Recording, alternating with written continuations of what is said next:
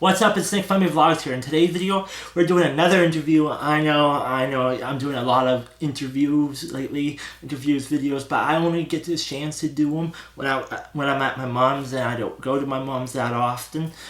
But we've been doing a lot of them. So in today's interview, our special guest his name is Steven Segerman. Hopefully I'm saying his last name right. And if you don't know who he is, he's the one that found him and his friend Craig found Rodriguez, was the folk rock singer Rodriguez. His full name is Sixto Rodriguez. Now he passed away this year. So sad, but he was 81. Believe it or not, he lived a good and long life. But he's a really good singer. But he's the one that searched for him and found out he was alive. And Steven is in searching for Segerman. So I'm gonna show you a couple clips where he is in the documentary, if I can find them on YouTube. So here are a couple of clips if I can find some. I was working in the internet company down in Green Market Square. All right. And I met Craig because he came down to Cape Town and he had read the liner notes, so we chatted and we decided let's find Rodriguez. So he was in Johannesburg and I was here, so he went off and did his thing. And we kept in touch, but I did my thing. And the one thing I did was go back upstairs and say to this guy, let's put a website up, a one page, just saying, where is this man with a milk carton? All right. Like missing in action. Okay. So that's literally, because I was working in the internet company, I would have not have known how to do that. And then that's the website that Eva found and contacted me, and from then on, and this whole thing's happened in Cape Town. It's 40 years since this LP called Cold Fact by Rodriguez was released. And in South Africa, it was a very popular album. It was one of the biggest albums of the day. Is that there was an American girl and she came to South Africa to visit a boyfriend and brought a copy of the record with her. And her and him and all the friends really liked it and went out to try and buy it, but you couldn't buy it. So they started taping copies and passing copies along. However it got here, however it germinated here, once it got here, it spread very quickly. So those were the couple clips of Steven in the documentary back in 2012. It came out. So I'm gonna call him through Messenger on my tablet. I'm using my tablet for today because he lives not in the States. He lives in Cape Town, South Africa. He owns a record store, and my mom's phone won't work because too far away, and I only call people from the States, so not even long distance in Africa. So I'm gonna call him through Messenger. So if he's not as loud, or if the quality is not as good, don't bother. So don't bother saying, oh, the quality's bad. So I'm gonna give him a call. Hopefully it's loud enough, his voice. I put it close as the mic as I can. Answer. Hey, Steven. Hello? Hello? Can you hear me okay? Yeah, you fine. It's a bit loud. You want to turn it down a fresh? Huh? Turn your volume down a little bit. My voice? I don't know how to do that. No, Nick, don't worry. If the levels are fine, then it's fine. I'm happy. Okay, but okay, thank you. So I got some interview questions for you. I got 10 questions for you. It's my mom and dad helped me with them, and they're good questions. Okay, now you saw what I wrote to you, that you should ask them in the order that I suggested. Number 10, number 9, number 10, because then it flows better logically in terms of what you're asking me. Oh, okay, so I go back to the text. Give me a sec, so I remember. Okay, 10, 4, 5, 6, 7, 2, 1. It's 9, 10. Yeah. 4, 5, 6, 7. Okay, I asked you those in those orders. Yeah, it's easier. Then it becomes more of a story from beginning to end. Okay, so I never thought about that. What? I never thought about that. No, I did. Okay, I'm glad you did. I do a lot of these. You do? Okay. So I asked number 9, but I would say like 1, 2, because I have 10 altogether. But you know what I mean? Don't say the number. Just look. The first one's number 9. Just ask the question. Okay, okay. Stop. Are you ready for Asking the? this question. Okay, you're ready for the first one. Yes.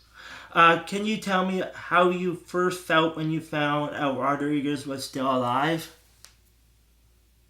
Well, it was very exciting because, as you know, when Craig Bartholomew Stratham and I decided Yes. to go on the search Yes. to find out how he had died, Yeah. and then we actually found out that he was actually alive. And Craig called me and said, "You're not going to believe this, but I spoke to Mike Theodore, who produced the Cold Fact album, and he said the guy's not dead. He's very much alive. He lives in Detroit." And that Yes. was a shock to us because that's not what we had expected to find out. No. That was the very first exciting thing we heard. Okay, that's a good answer. When I watched Searching for Segerman, I was very surprised.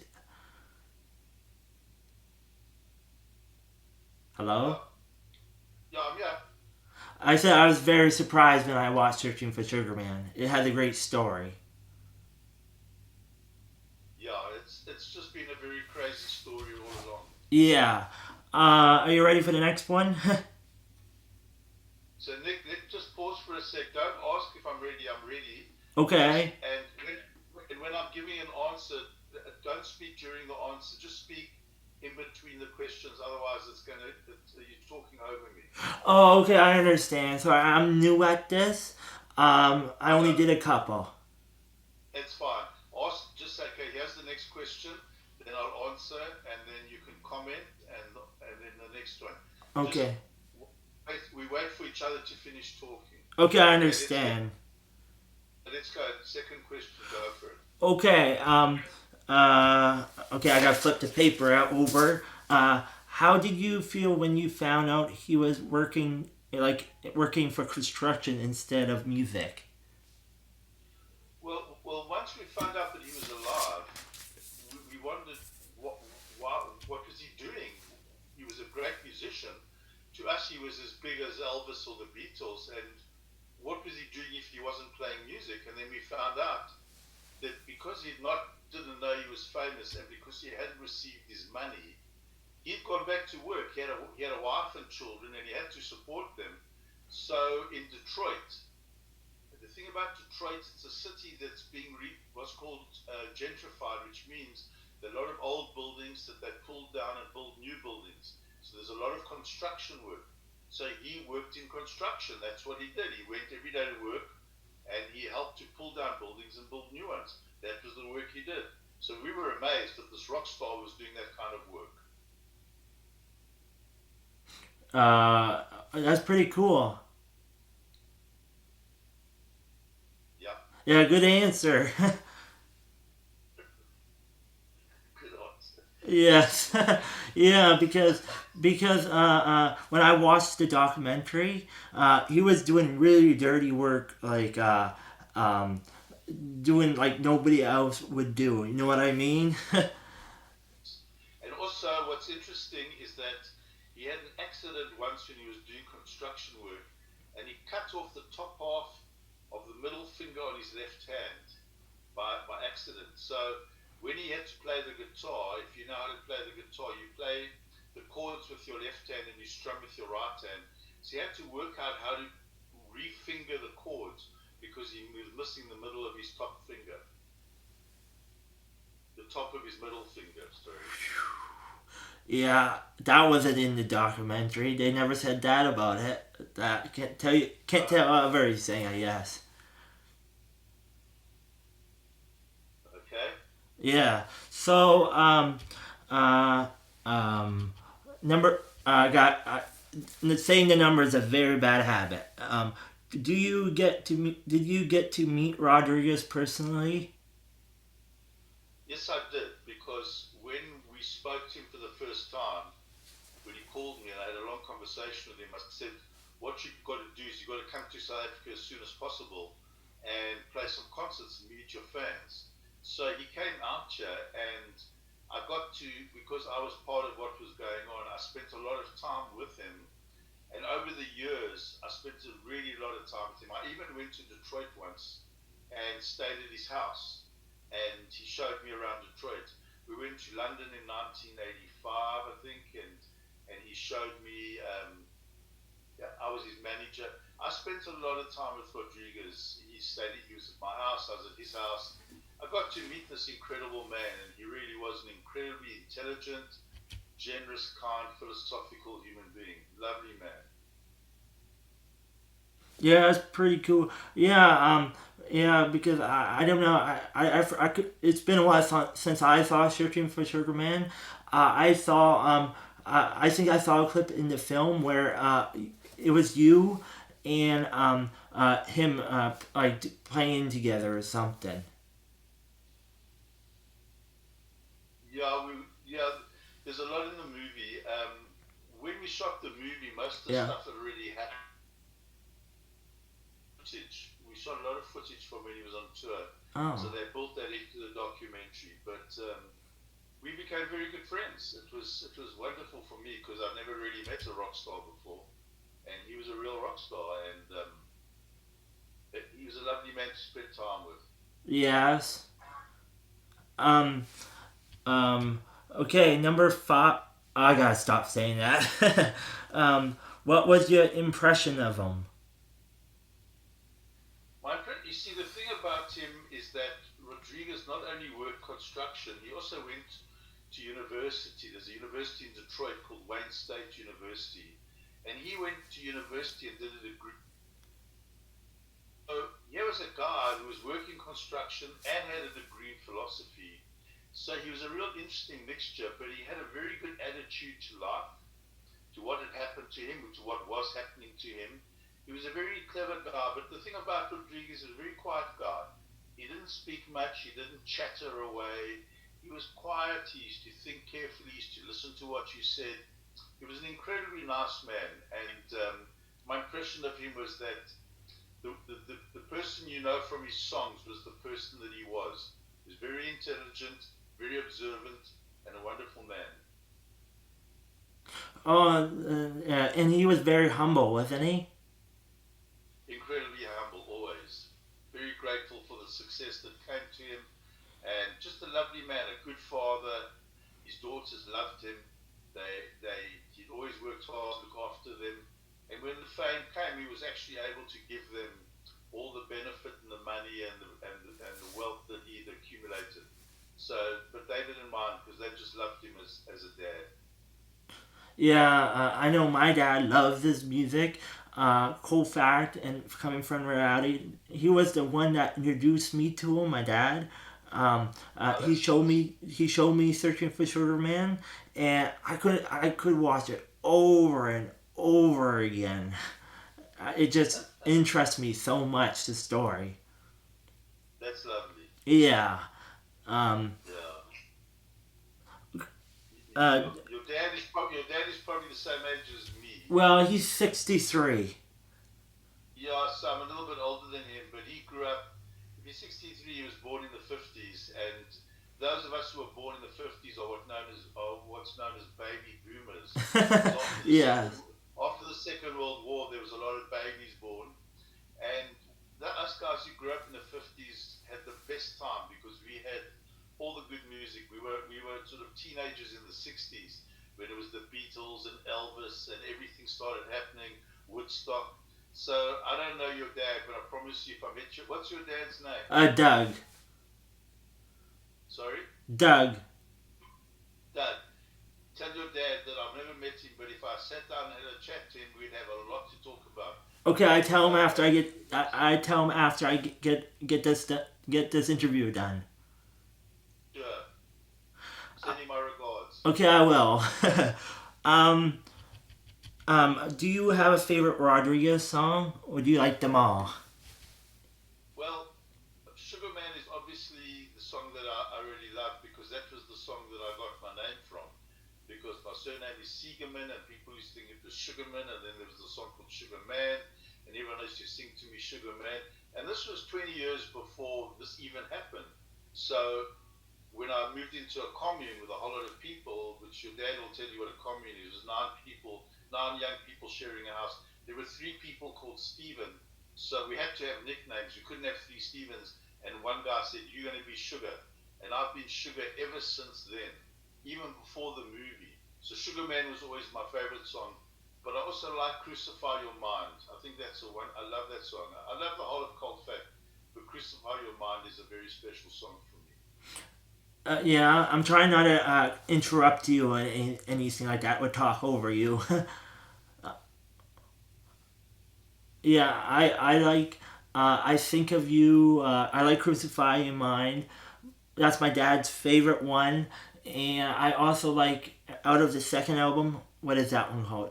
It's a 6 minute song. I think it's called Sand Driven Lullaby or something like that. Yes. So do you know why it's called that, Nick? Why? Because Rodriguez's three daughters are Sandra and Reagan and Eva. So he put their names together, Sandriven. So he called it the Sandriven Lullaby because it's a song to his three daughters using all their names. Whoa, that's good to know. I did not know. I'm learning all kinds of things today. uh, um, uh, Well, what? no, I can hear. There's a lot of information about him that a lot of people don't know. I've been studying this guy. I mean, we even wrote a book about him, so I know a lot about Rodriguez. It's my favorite topic. I can tell you a lot of stuff you wouldn't know. But that's Yeah. why we have interviews, correct? Yes. So far, I interviewed. I don't know if you have in the record store overheard of the band called April Wine. This is a bit off Of course. topic.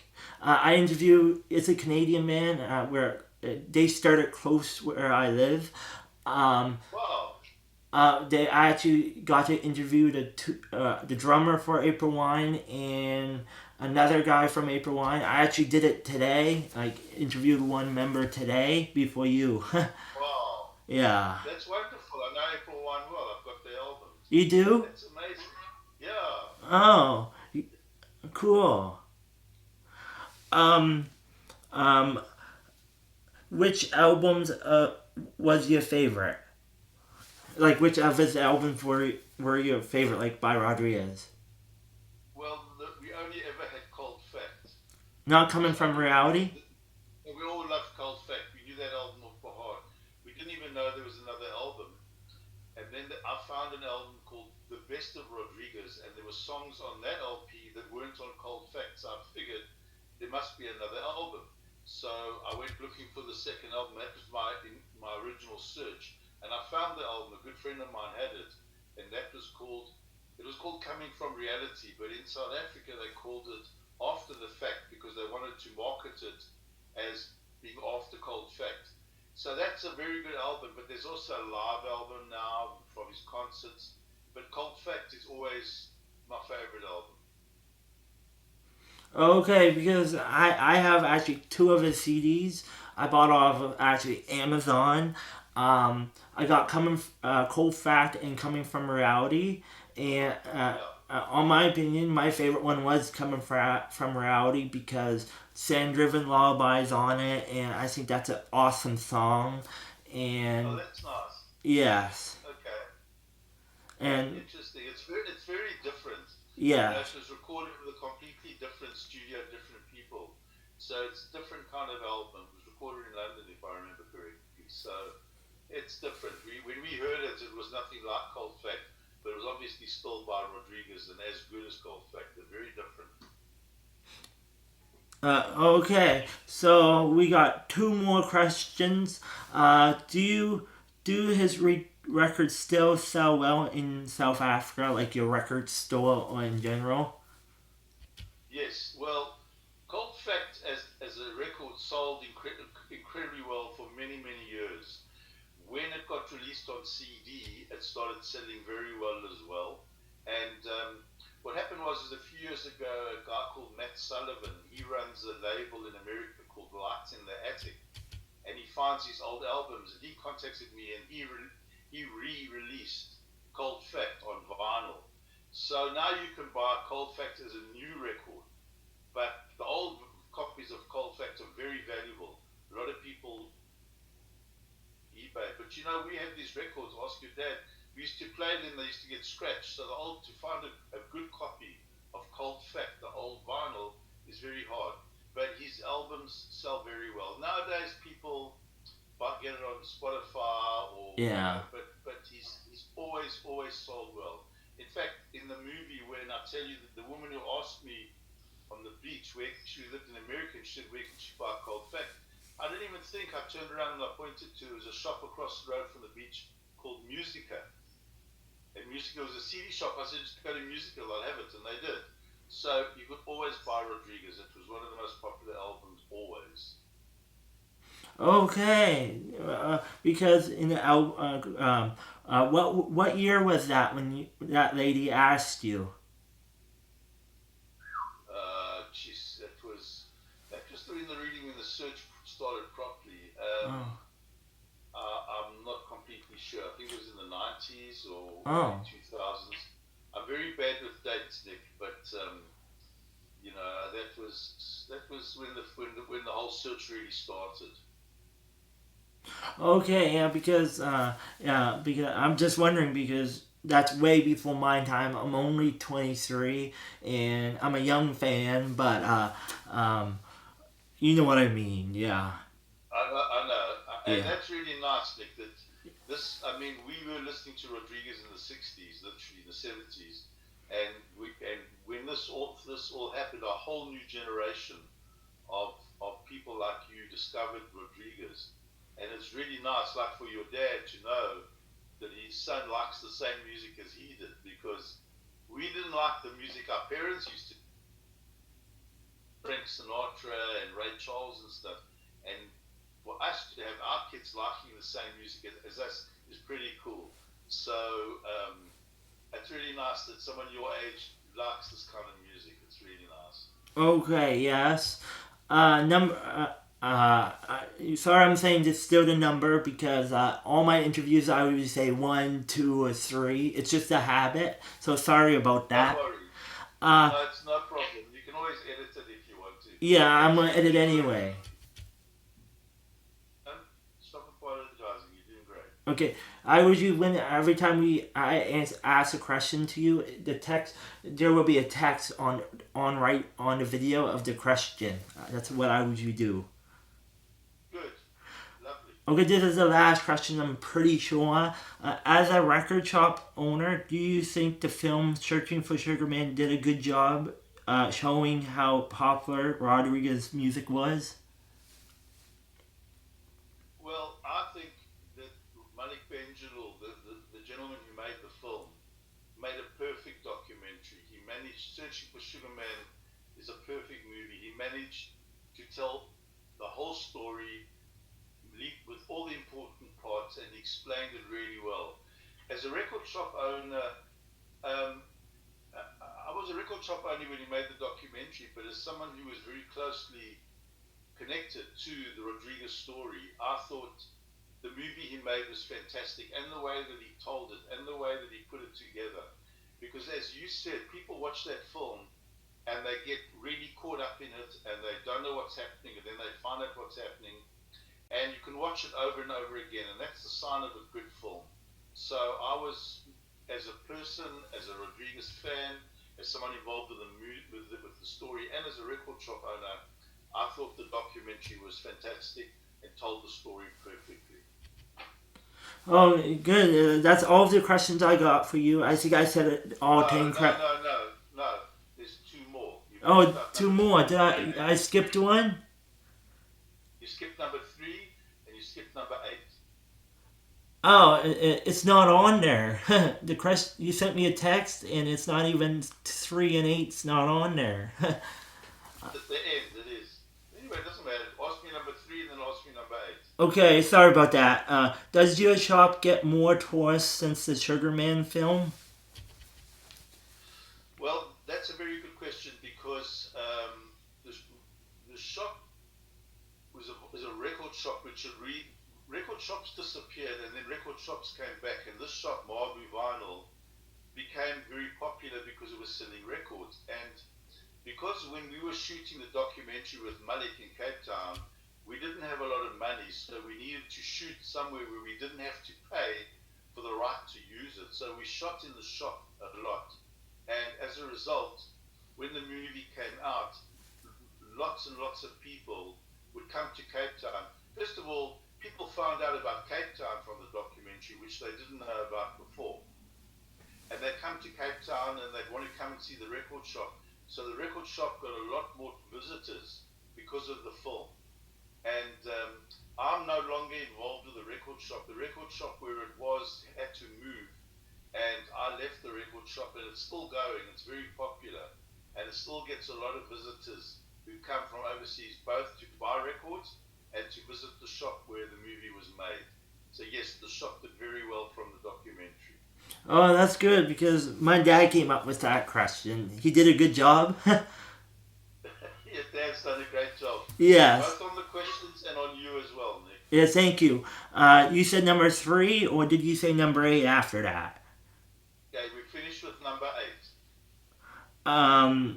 I thought you said one more. There was one more question. Is number 8, right? Yeah. Yeah. Do you? No, I think, did I ask you all of the questions? Making sure.